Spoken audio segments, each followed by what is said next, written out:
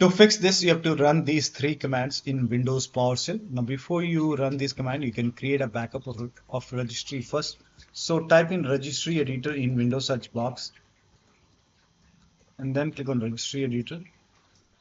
Click on yes.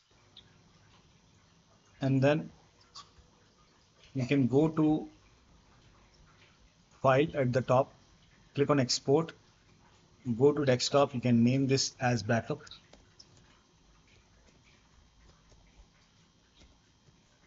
And then you can select export range to all and then save as type in the registration file backup. Now click on save and let the process complete. This may take some time.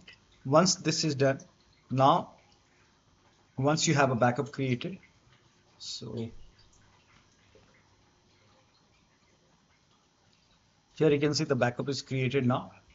Now you can run this command. These commands are provided in the video description. Type in PowerShell in Windows search box. Make a right click on Windows PowerShell and then make sure that you run PowerShell as an administrator. Click on yes to allow. Now copy the first command, paste it over here, hit the enter key.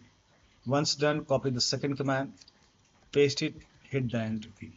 Now run the last command, paste it, hit the enter key. Once this is done, restart your PC. Restart is a must after this, and after the system restart, you can install NVIDIA app.